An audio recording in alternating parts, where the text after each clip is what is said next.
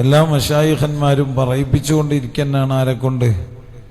ബഹുമാനപ്പെട്ട ഹസനി ഉസ്താദിനെ കൊണ്ട്. അത് ഔലിയാക്കള് വല്ലാത്തൊരു ഭാഗ്യം തന്നെ. ഹസനി ഉസ്താദിന്റെ ഭാഗ്യം. അല്ലാഹുവിന്റെ സ്വാലിഹീങ്ങളെയും മഹാന്മാരെയും നിർദ്ദേശത്തിൽ, നോട്ടത്തിൽ ഇതിങ്ങനെ സംസാരിക്കാൻ, പറയാൻ ഒരു ഭാഗ്യം കിട്ടുക, അതൊരു വല്ലാത്ത കഴിവാണ്. എന്തിനധികം പറയണം, ഈ കാലഘട്ടത്തിൽ ജീവിച്ചിരിക്കുന്ന ഉലമാക്കളും എടുത്തു പറയുന്നു.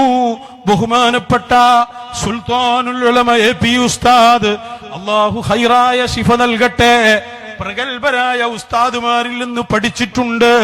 ഓക്കെ ഉസ്താദിനെ പോലെ, അതുപോലെ വലിയ വലിയ ഉസ്താദുമാരിൽ നിന്ന് പഠിച്ചു. പക്ഷേ സിറാത്തും മുസ്തഖീം, നേരായ മാർഗം, ഹഖായ വഴി, അഹ്ലുസുന്നത്തി വൽ ജമാഅ, സ്വഹാബത്തിന്റെ വഴി. സ്വഹാബി എന്ന് പറഞ്ഞാൽ തന്നെ സഹവാസമാണ്.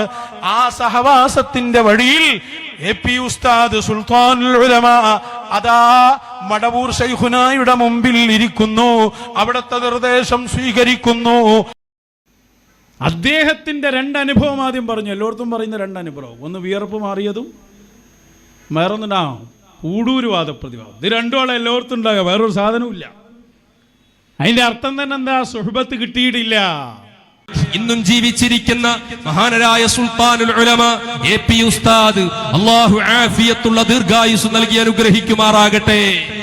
ബഹുമാനപ്പെട്ട AP ഉസ്താദ് നമുക്കതിന് ഉത്തമമായ മാതൃക കാണിച്ചു തരികയാണ്.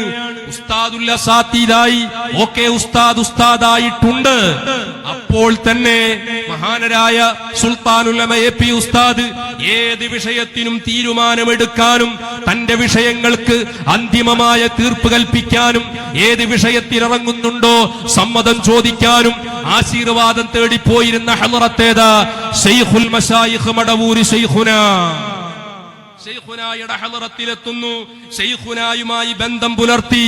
ആ ബന്ധം അവിടത്തെ വഫാത്ത് വരെ അവിടുന്ന് തുടർത്തിപ്പോന്നു. അത് കുഴപ്പമില്ല, ഞാൻ അവിടെ അങ്ങനെയും പറയും, ഇവിടെ അങ്ങനെയും പറയും. അതാണ് ഞങ്ങള്.